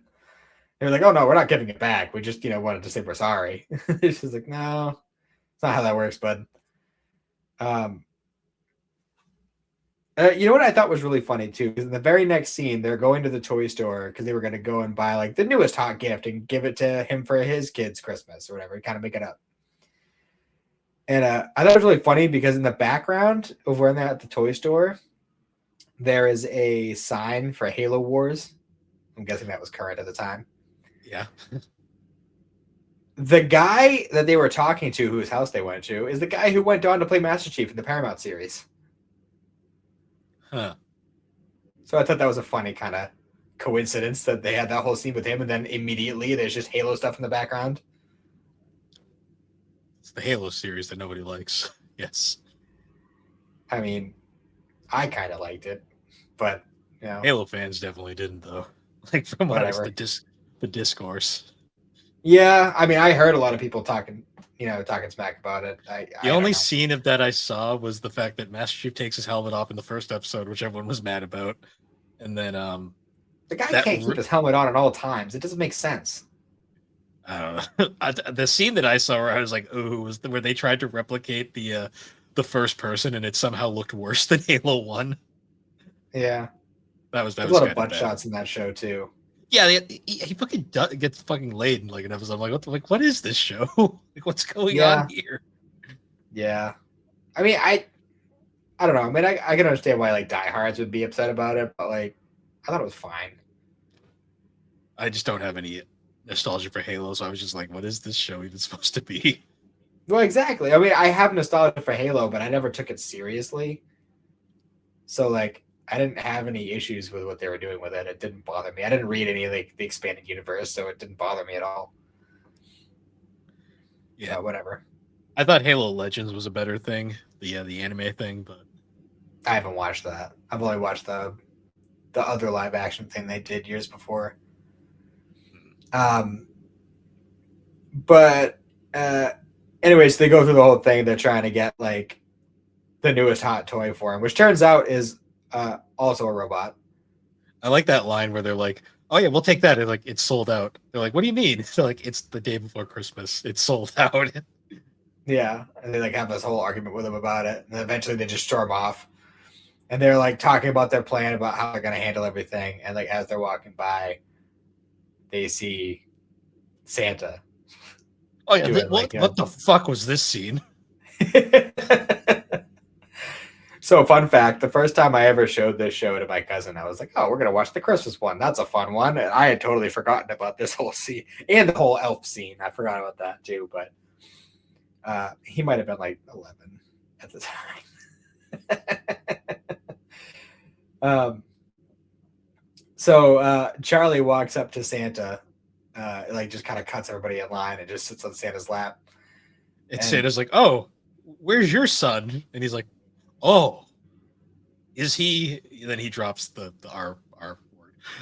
We won't go there. Yeah, but but then he's like doing the whole Santa thing with him, like trying to just be like, whatever. Charlie's like, "You fucked my mom." Did you fuck my mom, Santa? He just like, and he's like so taken aback, like, oh, like, did I fuck your mom? Like he wasn't sure. Like he keeps getting progressively more and more deranged. He's like, "Why was there an elf there?" Yeah. And then it becomes a fucking horror movie. Yeah, then he like tears open Santa's neck with his teeth. Yeah, and the fucking music that plays there is great because it's just that that's going on. There's crying children everywhere.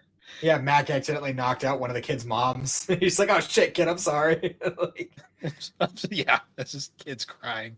Santa's bleeding out on the thing. Yeah. And then eventually, I watched that scene. I was like, "What the?" And that's not even the most what the fuck thing in this episode, by the way. Nope. We're gonna finish up the Charlie Mack stuff, and then we'll get to the Dia Dennis stuff. Yeah, because that whole scene though, I was like, "What the?" I love this line though. He's like, "You fucked my mom." Yeah, it's just like, he gets more and more like unhinged as he says it. Like, that seems. I don't know. Meanwhile, all the parents are like covering the kids' ears and being like, "Oh no." All the kids are traumatized. Yeah, that would do it. And then I think from that point they're just like, fuck Christmas, we're going back to the bar.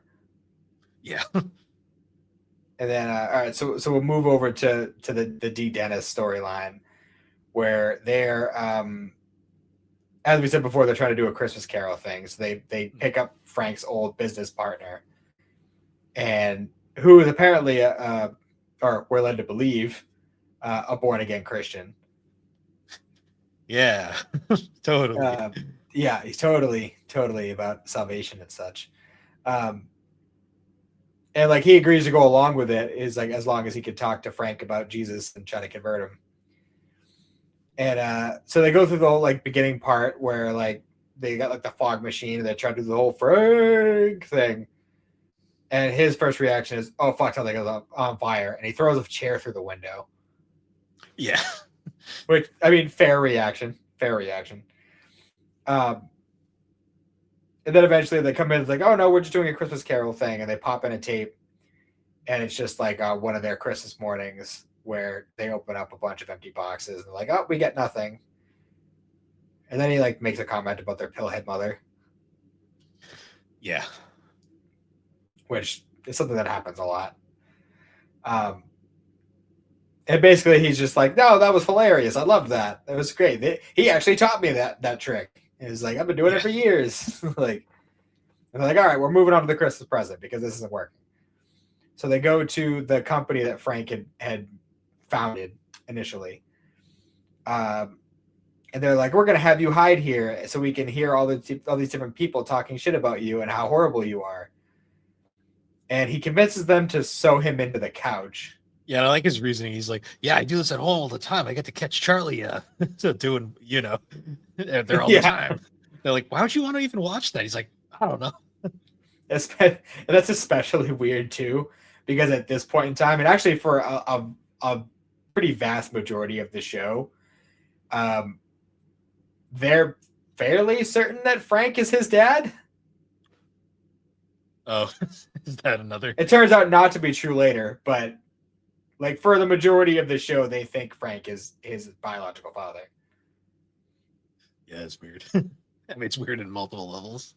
Oh, it's yeah, many levels throughout the whole show. But yeah, he's like, all right, we'll sew you into the couch, and like they flash forward to the Christmas party happening, and they're like really aggressively trying to get people to talk shit about him, and they're like, yeah, everyone's like, do you know guys who work that is? He's been retired for like 10 years. We don't know who that is. Like, I love too the one guy was like, is that a guy in the couch? Like, that's not important right now. Yeah, there's no guy on the couch. What are you talking about? He's like, say something bad about Frank. He's like who's Frank? He's the guy on the couch. So there's a guy on the couch. He's like, it doesn't matter. And then Frank emerges from the couch. He's fucking butt naked. I'm like, what the fuck? I'm like, okay. Yeah, picture the rhino scene in Ace Ventura 2, and that's basically what happens here, but it's Danny DeVito instead of Jim Carrey. Yeah, coming out of a leather couch. Yep. And yeah, because apparently he didn't think about how hot it would be in there, especially in an office Christmas party where obviously the heat's gonna be pumping. So it's probably pretty fucking hot in there. Yeah. But actually, fun fact. Apparently, this was like the one scene that Danny DeVito was like really uncomfortable doing. Like at first, he was all gung ho for it. Like, oh, that's gonna be hilarious. We're gonna do that. And then, like when the time actually came, he was like, "There's sure a lot of extras here that I don't know personally. This is kind of weird. It's like I kind of don't want to crawl out of this couch naked in front of all these people." But yeah, he ended up doing it anyway. When he came out naked, I was like, "What the fuck?" Like, yeah. Okay. And obviously that part of the plan didn't work out. So they ended up taking him to the cemetery. Try to do like the end bit with the Christmas future. And he's just like, this isn't even accurate. I'm not going to be buried. When I die, you can just throw me in the trash. Who gives a shit? And eventually they're just like, you know what? This sucks. You suck. You're terrible to us. You should give us fun stuff and money and stuff. And which pretty much just like cements Frank's whole like, nope, that just you never learned the lesson I was trying to teach you about earning what you get, and you still suck, so you're still getting nothing, and I'm out of here. And then they leave the old guy there. Yeah, because they're like, you didn't do anything. Like, yeah, because he just kept going on about Jesus the whole time. As you will. And then they end up going back to the bar. They all end up converging. And they're like, yeah, I know, we're kind of with you now. Like, tear out all this Christmas shit. We don't want this Christmas shit anymore. And then they get a phone call that says, Frank's dead. He was killed. They go to the hospital. And he's just chilling, eating pudding or whatever. And he's like, yeah, no, I faked my death. I told them to say that I was dead because you wouldn't have come otherwise. But I had a near-death experience, so now I want to be better and everything. He's like, and he goes into this like fucking Rankin Bass fever dream. Rudolph the Red-Nosed Reindeer, fucking the horror movie, basically. Yeah, I love the whole big baiting part of that, where like the little dentist elf from Rudolph, is there for some reason, and he's like, Yeah. "Oh, Frank, you need to know what Christmas is all about, and this and that." And he's just, he's being Frank, so he's just being a little shit. And then they're just staring at each other silently. And then the elf just spits in his face. It just like come out completely out of nowhere. Like the first time I watched that, it caught me so off guard. I just fucking lost it laughing. Yeah. And then he gets dismembered by all the cast. Yep. In claymation. And as him kind of realizing, like, oh, if I push them too far, this might actually happen. So maybe I should dial it back. Charlie murdered a man earlier in the episode, so well, we don't know he's dead. It wasn't shown. For sure, at least. They left before they could get confirmation or charges. It was still pretty bad. Like, there was a lot of blood. There was a lot of blood. So basically, like, they get back, or no, because they kind of have this realization. Well, after he tells a story about how, like, oh, like, we fucked up on Christmas because we should have all just been together doing together things instead of splitting off on our own and relying on our parents to give us good Christmases. So basically they say, screw you, Frank, we're out of here. And they decide to go caroling at that one guy's house again at 4:00 in the morning. Yeah. Like, is they're like, it's Christmas Eve. Like, no, it's been Christmas for 4 hours or 6 hours or whatever it was. Now, I love the scene where they're like doing the caroling and they open up the windows like it's 4:00 in the fucking morning, and like him and all of his neighbors all just start throwing shit at them and yelling at them. And I'm like, this is incredibly accurate. I've actually seen this happen before. And I love the fact that they just continue to keep caroling out of spite until they see their car get towed away, and then they're like, "Oh wait." Yep. It was pretty great. So then they're like, all right, they had to walk back to the bar. They're like, all right, this settles it. Christmas sucks. Let's just go through rocks and trains. They walk into the bar, and Frank is there, and so is the partner guy, and they've set up all the Christmas stuff and more, and it's super Christmassy. And he's like, I told you I had a change of heart. I'm a changed man. Here's your Lamborghini. Here's your fancy bag. I bought you guys that robot you wanted, which they're not going to give to that guy, by the way. Yeah, of course not. And basically, like, I feel good about this. Giving is great, and I love it. Only for it to completely turn around because he's like, oh, my old partner, I'm so sorry about everything. Like, and he's like, oh, I actually have something for you too, Frank. And he pulls out a gun, and it turns out that he was lying the whole time, and he was just waiting for the end. And he steals all the shit and then blasts them with a snow machine. Yep. And so no Lamborghini, no fancy bag, no robot. Everyone gets all that shit taken. He steals it all. And we end the episode with all of them just throwing rocks at trains, getting back to basics, what they do every year. Yeah. You know, it's really funny how out of all of these episodes, the only ones that end on good notes are the Friends ones. Yeah. It's actually kind of funny. It's about right. Yeah, because F is for Family definitely doesn't end on a good note. Seinfeld's kind of just a joke ending. It's like whatever. And then this one is just like couldn't have happened to better. The end. It couldn't have happened to better people. Yeah, this is true. It's funny because like in the case of like F is for Family, you kind of felt bad at the end. The end of Sunny, I was like, yeah, they deserved it. Let's be real here. Yeah, you don't deserve a Lamborghini. Like you guys all suck. Like you kind of like deserve this. Yeah, for sure. But I don't know. I still love I love the satiric nature of Always Sunny. Yeah, it's definitely it's crazy because it's still going, but like it's very much a time period. Like the Mac and Charlie stuff is hilarious because they are just fucking bro culture in the corner over there the whole time. That's also one of my favorite like running gags of the show is like they never like blatantly like state it, but like everyone's always behind technologically in that show. Yeah. Like we're in Blu-ray age and they're still fucking whipping out VHSs. Like there's stupid shit like that.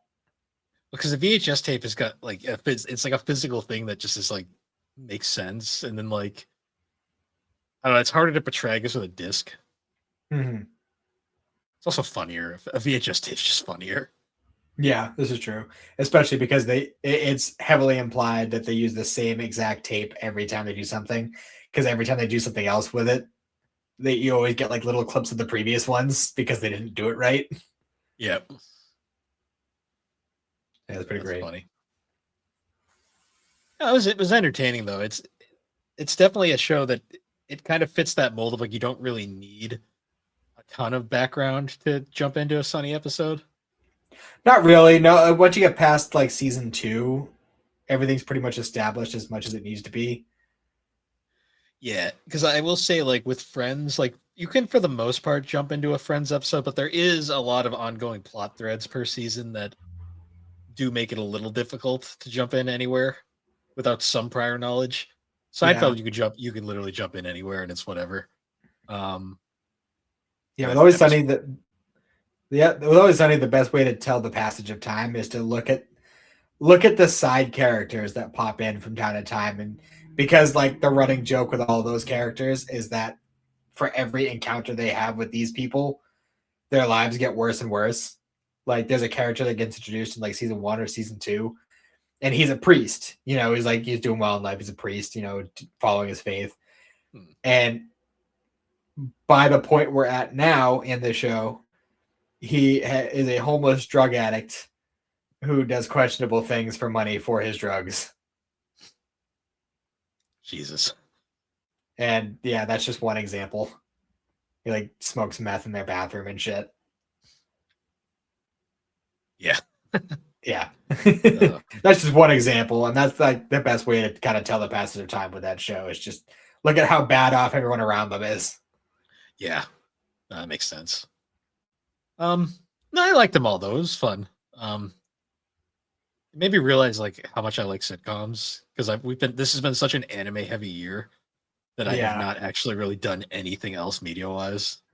Same. I mean, that's kind of why I've been like really enjoying my current run through Scrubs is because I am kind of like rediscovering that. Hmm. No, it's good. Like next year, I'm definitely we're definitely not going as hard with the anime challenge next year. No, Um, I will not be taking it very seriously. I'm just gonna be watching what I want to watch, and outside of that, I would be watching other shit. yeah, like I think Alex literally said yesterday that like she can't wait till this is over so she can stop watching trash, and I'm like, okay, good for I you. mean, there are other good things out there. She doesn't have to exclusively watch trash. I don't question her madness. She can do it. If it Whatever. works for her, it works for her. Um, yeah. No, it'll be fun though. Next year we got a whole bunch of stuff planned. Obviously, next week we're gonna be just kind of recapping the year. Um, Mhm. yeah, we got a bunch of fun stuff for next year planned, and yeah, look forward to it. Yeah, for sure. But yeah, I guess now, Merry Christmas, everybody. Happy holidays, Danny. Whatever you celebrate, and I guess until next time, once again, thank you for watching listening to Geek Addicts. You can find us on all the major podcasting platforms. Be sure to check us out over on the Superpod Network, superpodnetwork.com. Awesome site. Find a whole bunch of different awesome shows, videos, blogs, whole bunch of fun stuff. But, anyways, guys, once again, thank you for listening, and we will see you all later. Have a good one.